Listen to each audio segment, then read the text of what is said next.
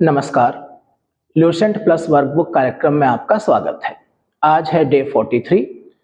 आज से हम ल्यूसेंट में आधुनिक भारत की शुरुआत कर रहे हैं। इससे पहले आप मराठा के बारे में आपने पढ़ा था पिछले लेक्चर में, और ल्यूसेंट में वहां पर मध्यकाल समाप्त किया गया था। आज का हमारा चैप्टर है परवर्ती मुगल। परवर्ती मुगल से हमारा मतलब है 1707 ईस्वी से लेकर के और 1858 ईस्वी तक जो मुगल वंश था उसका इतिहास। जब औरंगजेब की मृत्यु हुई 1707 में, तो उसके 3 पुत्र थे जो उस समय उत्तराधिकारी बन सकते थे, राजकुमार मुअज्जम, आजम और कामबख्श।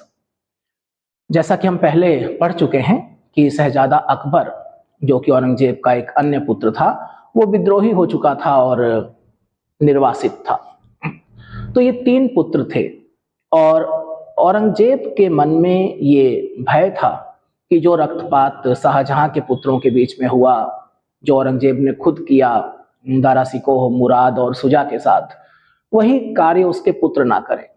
तो इसलिए उसने साम्राज्य का विभाजन कर दिया, लेकिन भविष्य के लिए, अर्थात उसने एक वसीयत तैयार करवाई कि उसके मरने के बाद उसके 3 पुत्रों के बीच में मुगल साम्राज्य विभाजित कर दिया जाए, और वो मर गया शांतिपूर्वक। लेकिन उसके पुत्रों ने उस वसीयत को स्वीकार नहीं किया। प्रत्येक पुत्र को पूरा हिंदुस्तान चाहिए था, इसलिए तीनों के बीच में उत्तराधिकार के लिए युद्ध हुआ। इस युद्ध में राजकुमार मुअज्जम कामयाब रहा। राजकुमार मुअज्जम को न सिर्फ बड़े राजपूत राजाओं का समर्थन मिला, अधिकतर बड़े मुस्लिम मनसबदारों का भी समर्थन मिला। सिख गुरु गोविंद सिंह ने मुअज्जम का समर्थन किया और इस प्रकार से वो गद्दी पर बैठा। मुअज्जम बहादुर शाह के नाम से गद्दी पर बैठता है। उसको शाह आलम प्रथम के नाम से भी जाना जाता है, और समकालीन इतिहासकार हैं खाफी खान, जिन्होंने बहादुर शाह को हेडलेस एम्परर बोल दिया है, अर्थात शाहे बेखबर। तो प्रारंभिक परीक्षा में बहादुर शाह प्रथम का मौलिक नाम पूछा जा सकता है मुअज्जम। ये पूछा जा सकता है कि वो किस उपाधि के साथ गद्दी पर बैठा या उसको किन किन नामों से पुकारा जाता था।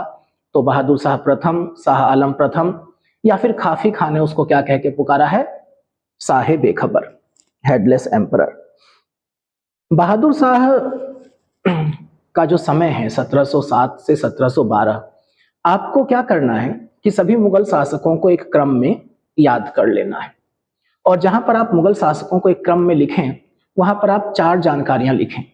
मुगल शासक का नाम, किस नाम से वो गद्दी पर बैठ रहा है, उसका मौलिक नाम, जैसे कि बहादुर शाह का मौलिक नाम क्या है? राजकुमार मुअज्जम। जहां पर मौलिक नाम उपलब्ध हो वहां पर जरूर लिखें, या जैसे मोहम्मद शाह का मौलिक नाम था रोशन अख्तर, इस तरीके से। दूसरा, उनका समय लिखें, कार्यकाल कि 1707 से 12 बहादुर शाह, 1712 से 13 कुछ महीने का कार्यकाल जहांदार शाह, इस तरीके से। क्योंकि जब क्रम लगाने को आएगा या ये प्रश्न आएगा कि किस मुगल बादशाह का कार्यकाल सबसे लंबा था परवर्ती मुगलों में, या किसका कार्यकाल सबसे छोटा था, तो आपको आसानी रहेगी। इसके अलावा उनकी उपाधियां, हालांकि आप चाहें तो इस टेबल को और भी बढ़ा सकते हैं। इसी में आप एक कॉलम और बना लीजिए कि इन मुगल बादशाहों के समय प्रमुख घटनाएं क्या घटी, तो टॉपिक ही खत्म हो जाएगा प्रीलिम्स के हिसाब से। तो अब देख लेते हैं आपकी बुक में क्या क्या है। तो बहादुर शाह ने 1707 से 1712 तक शासन किया। औरंगजेब की मृत्यु के बाद जो अव्यवस्था फैली हुई थी मराठों में, सिखों में, बुंदेलों में, जो नाराजगी थी, उसने उसको दूर करने का प्रयास किया। जैसा कि एक इतिहासकार ने कहा है कि बहादुर शाह प्रथम अंतिम मुगल शासक था जिसके बारे में चंद अच्छी बातें कही जा सकती हैं। जब बहादुर शाह की मृत्यु हुई तो उसके 4 पुत्र थे, और अब उन चारों पुत्रों के बीच में उत्तराधिकार का युद्ध हुआ। अब ये नियम सा बन जाएगा, और उन 4 पुत्रों में जो सबसे कमजोर था जहांदार शाह, वो सत्ता हासिल करने में सफल हुआ। इसलिए क्योंकि मुगल दरबार में जो सबसे शक्तिशाली मनसबदार है जुल्फिकार खां, उसका समर्थन जहांदार शाह को है। अब जो मुगल अधिकारी वर्ग है वो समझ जाएगा कि कमजोर शासकों को, कमजोर उत्तराधिकारी को अगर हम समर्थन देंगे तो हमें ज्यादा बेनिफिट होगा। तो जहांदार शाह गद्दी पर बैठता है और जहांदार शाह की दिलचस्पी राज काज में कम है। जहांदार शाह के समय में लाल कुंवर या लाल कुंवरी नाम की एक वैश्या है जिस पर वो आसक्त है, और वो उसको और उसके रिश्तेदारों को प्रशासन में महत्वपूर्ण स्थान देगा और इससे अव्यवस्था उत्पन्न होगी। जल्दी ही जहांदार शाह के खिलाफ विद्रोह होगा और इस विद्रोह का नेतृत्व जो है वो फर्रुखसियर करेगा। फर्रुखसियर को अपने समय के दो सबसे शक्तिशाली अधिकारियों का समर्थन मिलेगा जो इतिहास में सैयद बंधुओं के नाम से जाने जाते हैं, और आगे चल करके सैयद बंधुओं को कहा जाएगा किंग मेकर, कि अब वो शासक बनेगा जिसको सैयद बंधु चाहेंगे। सैयद बंधु अब्दुल्ला खां और हुसैन अली खान। तो इन दोनों के समर्थन से फर्रुखसियर गद्दी पर बैठता है 1712 से 1719। फर्रुखसियर के समय की जो महत्वपूर्ण घटनाएं हैं, फर्रुखसियर ने जजिया प्रथा को समाप्त किया, जजिया कर को समाप्त कर दिया। ये सैयद बंधुओं का प्रभाव था।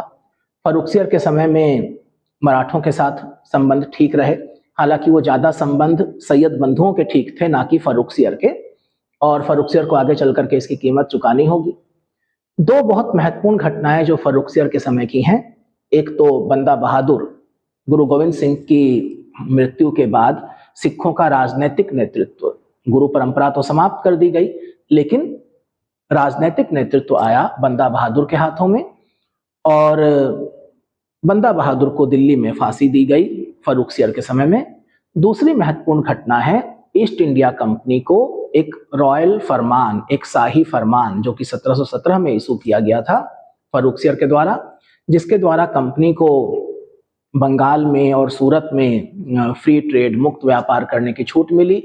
इसके अलावा कंपनी को बॉम्बे में सिक्के बनाने की भी छूट मिली और उन सिक्कों को संपूर्ण मुगल साम्राज्य में मान्यता भी मिली। आपकी बुक में एक फैक्ट है कि 1715 में जॉन सुरमन या जॉन सरमन के नेतृत्व में एक शिष्टमंडल फर्रुखसियर के दरबार में आता है और व्यापारिक बातें करता है, व्यापारिक छूट चाहता है।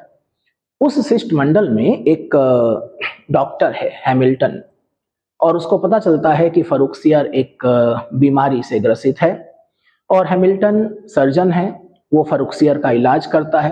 फर्रुखसियर बहुत प्रसन्न होता है और माना जाता है कि उसी प्रसन्नता में वो ईस्ट इंडिया कंपनी को ये अधिकार प्रदान करता है, व्यापारिक अधिकार। ये ईस्ट इंडिया कंपनी के लिए कितना महत्वपूर्ण था इसका अंदाजा इससे लगाइए कि एक ब्रिटिश हिस्टोरियन है और जिन्होंने इसे कहा है कि ये कंपनी के लिए मैग्ना कार्टा था। मैंने आपको बताया कि कंपनी के लिए मैग्ना कार्टा महान अधिकार पत्र था ये, और इसमें भूमिका थी हैमिल्टन की। फर्रुखसियर और सैयद बंधुओं के बीच सब कुछ ठीक ठाक नहीं चला और सैयद बंधुओं ने मराठों की मदद से फर्रुखसियर को पद से हटा दिया और पद से हटाने के बाद उसको कैद कर लिया गया। 10 दिन के बाद उसकी हत्या कर दी गई। मुगल वंश में इससे पहले जितने भी उत्तराधिकार के लिए युद्ध हुए थे वो उत्तराधिकारियों के बीच में थे। मनसबदारों ने उसमें महत्वपूर्ण भूमिका निभाई थी, लेकिन ऐसा कभी नहीं हुआ था कि किसी मनसबदार ने या किसी वजीर ने या किसी दीवान ने मुगल बादशाह की हत्या कर दी हो। आपको ध्यान होगा औरंगजेब ने शाहजहां को हटाया, 8 वर्ष उसको कैद में रखा, हत्या नहीं करी। तो फर्रुखसियर पहला मुगल बादशाह है जो गद्दी से हटाने के बाद जिसकी हत्या कर दी गई, और अब गद्दी पर वो बैठे जिन्हें सैयद बंधु चाहते थे। तो 1719 में एक के बाद एक 4 शासक गद्दी पर रहे। फर्रुखसियर 1719 में था, उसकी हत्या कर दी गई। उसकी जगह रफी उद दरजात गद्दी पर बैठाया गया। सबसे कम समय तक शासन करने वाला मुगल बादशाह 28 फरवरी को बैठा और 4 जून को उसकी मृत्यु हो गई। मृत्यु उसकी स्वाभाविक हुई, बीमार था वो। उसके बाद रफी उद दौला गद्दी पर बैठा और कहने को तो उसने शाहजहां सेकंड के नाम से अपना राज्यारोहण करवाया, उपाधि ली उसने। लेकिन 6 जून से 17 सितंबर वो भी बीमारी से मर गया। उसके बाद गद्दी पर बैठा मोहम्मद शाह। मोहम्मद शाह जिसका मौलिक नाम था रोशन अख्तर। तो सितंबर में 1719 में रोशन अख्तर मोहम्मद शाह के नाम से गद्दी पर बैठा। इतिहासकारों ने उसके नाम के आगे जोड़ा है रंगीला। अपने विलासितापूर्ण कार्यों के लिए, स्वभाव के लिए, गीत संगीत और महिलाओं के प्रति रुचि को लेकर के उसको रंगीला कहा गया है। मोहम्मद शाह रंगीला का कार्यकाल बहुत महत्वपूर्ण है दिल्ली सल्तनत के माफ कीजिएगा, मुगल साम्राज्य के पतन के लिए। हालांकि पतन तो औरंगजेब के बाद दिख ही रहा था, लेकिन स्वतंत्र राज्यों का उदय, वो जो मुगलों के सूबे थे, अब उन्होंने अपने आप को स्वतंत्र घोषित करना शुरू कर दिया। जैसा कि आप अपनी बुक में देख सकते हैं, बिल्कुल शुरुआत में मुगलों से स्वतंत्र होने वाले राज्य और संस्थापक प्रीलिम्स के लिए बहुत महत्वपूर्ण है। चाहे अवध हो, हैदराबाद हो, बंगाल हो, ये सब इसी के समय में, यानी कि मोहम्मद शाह रंगीला के समय में ही स्वतंत्र हुए। एक बार देख लेते हैं कौन कौन संस्थापक हैं। अवध का संस्थापक है सादत खां। सादत खां को खुद मोहम्मद शाह ने बुरहानुल मुल्क की उपाधि दी थी। इसके अलावा उसका असली नाम यहाँ पर पीर मोहम्मद अमीन दिया गया है। हैदराबाद का संस्थापक था चिनकिलिच खां, जिसको कि निजामुल मुल्क कहा जाता है। रुहेलखंड के संस्थापक वीर दाऊद और अली मोहम्मद खान। बंगाल में मुर्शीद कुली खां, कर्नाटक में सादतुल्ला खां और भरतपुर में चूड़ामन और बदन सिंह। इन सभी स्वतंत्र राज्यों को हम और इनके संस्थापकों को आगे टॉपिक्स में पढ़ेंगे। तो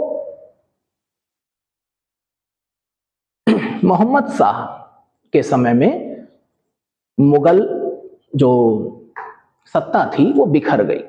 मुगलों का अधिकार क्षेत्र बस थोड़ा सा रह गया। इसके अलावा 2 अन्य प्रमुख घटनाएं जो मोहम्मद शाह रंगीला के समय में घटित हुई, उसमें एक था नादिर शाह का आक्रमण और दूसरा पेशवा बाजीराव प्रथम का दिल्ली पर आक्रमण। मोहम्मद शाह रंगीला का जो समय है 1719 से 1748 लंबा कार्यकाल है और उस लंबे कार्यकाल में लगातार मुगल जो मनसबदार थे, जो सूबे के गवर्नर थे और जो अलग अलग जगहों पर जागीरदार थे, उन्होंने अपनी अपनी स्वतंत्र सत्ताएं स्थापित करनी शुरू कर दी थी। तो पूरी तरह से डिसइंटीग्रेशन। मोहम्मद शाह रंगीला के समय में सैयद बंधुओं का अंत हुआ। मोहम्मद शाह रंगीला ने जल्दी ही उनसे पीछा छुड़ा लिया। मोहम्मद शाह रंगीला के बाद गद्दी पर बैठा अहमद शाह 1748 से 1754 और ये इकलौता पुत्र था मोहम्मद शाह रंगीला का, अहमद शाह। तो सत्ता के लिए विवाद नहीं था। इसके समय की महत्वपूर्ण घटना है 1748 में अहमद शाह अब्दाली का हिंदुस्तान पर आक्रमण और जल्दी ही अहमद शाह का भी वही हश्र हुआ जो फर्रुखसियर का हुआ था। अहमद शाह को उसी के वजीर इमादुल मुल्क ने गद्दी से हटा दिया, जेल में डाल दिया और उसके पुत्र आलमगीर सेकंड को गद्दी पर बैठाया। 1754 से 1758 जब प्लासी का युद्ध हुआ बंगाल के नवाब और ईस्ट इंडिया कंपनी ब्रिटेन के बीच में, तो आलमगीर सेकंड ही मुगल बादशाह था। आलमगीर सेकंड की भी हत्या कर दी गई उसके वजीर के द्वारा और थोड़े समय के लिए शाहजहां तृतीय के नाम से गद्दी पर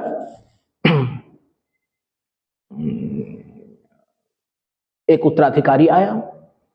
एक उत्तराधिकारी इसलिए आया बोल रहा हूं क्योंकि जो आलमगीर सेकंड का पुत्र था वो था अली गौहर, और अली गौहर जब उसके पिता की हत्या हुई उस समय अवध वाले क्षेत्र में था और उसकी समझ में आया कि अगर वो दिल्ली आता है तो उसकी भी हत्या की जा सकती है, तो वो डर गया। उसने वहीं पर अपना राज्यारोहण करवा लिया। शाह आलम सेकंड की उपाधि ली अली गौहर ने और अपने आप को बादशाह घोषित कर दिया, लेकिन वो दिल्ली आकर के शासन संभालने को तैयार नहीं है। तो जो वजीर था इमादुल मुल्क, उसने कामबख्श, वो जो औरंगजेब का बेटा था, कामबख्श का पोता था मुही उल मिल्लर, उसने उसको कठपुतली बादशाह बना करके गद्दी पर बैठा दिया और उसके नाम पर शासन करने लगा। उसी को शाहजहां थर्ड कहा गया है। जब सीक्वेंस आता है तो उसमें मुही उल मिल्लर या शाहजहां थर्ड का नाम आमतौर पर नहीं आता है परीक्षाओं में, तो आलमगीर सेकंड के बाद सीधे शाह आलम सेकंड आ जाता है। लेकिन फिर भी आप ध्यान रखेंगे, अगर शाहजहां तृतीय आ जाए तो समझिए इस समय एक साथ दो मुगल बादशाह हैं, एक दिल्ली में बैठा हुआ है और दूसरा अवध और बिहार वाले इलाके में। शाह आलम सेकंड, पहला तो बहादुर शाह था। शाह आलम सेकंड के समय की जो महत्वपूर्ण घटनाएं हैं, क्योंकि 1758 से लेकर के और 1806 तक बहुत लंबा कार्यकाल है। यही वो समय है जब अंग्रेज लगभग भारत पर अपना नियंत्रण कायम कर लेंगे। इसके समय की प्रमुख घटनाओं में बक्सर का युद्ध है, इसके समय ही फर्स्ट, सेकंड, थर्ड और फोर्थ एंग्लो मैसूर वॉर होगा। इसी के समय में फर्स्ट और सेकंड मराठा वॉर होगी। इसी के समय में थर्ड बैटल ऑफ पानीपत होगा। तो इन सब घटनाओं को आप आगे पढ़ेंगे और आपको दिमाग में रखना होगा कि उस समय मुगल बादशाह कौन था। इतना तो आप समझ ही गए होंगे कि मुगल बादशाहों का अब इन घटनाओं पर कोई नियंत्रण नहीं है, मुगल बादशाहों की कोई भूमिका नहीं है, बस वो नाम मात्र के अपने महलों के बादशाह रह गए हैं। शाह आलम सेकंड के बाद 1806 में अकबर सेकंड 1806 से 1837 तक गद्दी पर बैठा। और शाह आलम सेकंड के समय में ही जब 1803 में लॉर्ड लेक ने दिल्ली पर कब्जा कर लिया था, तभी से शाह आलम और अंग्रेजों के बीच में एक संधि हो गई थी। अब शाह आलम को गुजारा करने के लिए अंग्रेजों के द्वारा पेंशन दी जाती थी। तो शाह आलम प्रथम मुगल बादशाह था जो कंपनी का पेंशनर बना। दूसरा पेंशनर उसका पुत्र अकबर था। तीसरा उसका पुत्र बहादुर शाह जफर था। तो ये तीनों मुगल बादशाह ब्रिटिश कंपनी के पेंशनर थे। अकबर सेकंड के समय में जो मुगलों के सिक्के थे वो पूरी तरीके से बंद हो गए। अब हर जगह बस अंग्रेजों के सिक्के चल रहे थे।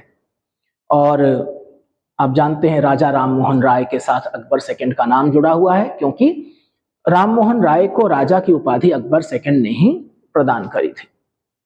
अकबर सेकंड को पेंशन संबंधी शिकायत थी कि उसको पेंशन कम मिलती है, तो उसने अपनी बात रखने के लिए राम मोहन राय को नियुक्त किया कि वो इंग्लैंड जाएं और वहां पर ब्रिटिश सरकार के सामने उसकी बात कहें, संभव हो तो वहां महारानी से मुलाकात करें। तो इसलिए राम मोहन राय की पदवी बढ़ाई गई, उनको उपाधि दी गई राजा की। अंतिम मुगल बादशाह जो कि जफर उपनाम से कविताएं लिखा करता था 1837 से 1857 तक, बहादुर शाह सेकंड। इसी के समय में 1857 का विद्रोह हुआ और बहादुर शाह जफर को रंगून निर्वासित कर दिया गया, बर्मा, जहां पर उनकी मृत्यु हो गई। तो मोटे तौर पर आपकी बुक में जो कुछ अन्य जानकारियां हैं इसके अलावा जो मैंने आपको प्रदान करी हैं, जैसे कि लाल किले में एक हीरा महल है जो बहादुर शाह जफर ने बनवाया था। मशहूर शायर मिर्जा गालिब भी बहादुर शाह जफर के ही समकालीन हैं, दिल्ली में रहते थे। और एक हयात बख्श बाग है जो लाल किला दिल्ली में है, ये सब आप देख सकते हैं। तो मैंने कोशिश करी है आप लोगों को कुछ अतिरिक्त जानकारियां देने की भी जो आपकी बुक में है उसके अलावा, लेकिन ज्यादा नहीं, मोटे तौर पर मैंने यहां तक सीमित रखा है। तो इस प्रकार से आधुनिक भारत का ल्यूसेंट में जो पहला चैप्टर है उत्तरकालीन मुगल सम्राट, वो समाप्त हो जाता है। अगले लेक्चर में हम लोग अगला चैप्टर स्टार्ट करेंगे, भारत में यूरोपीय व्यापारिक कंपनियों का आगमन।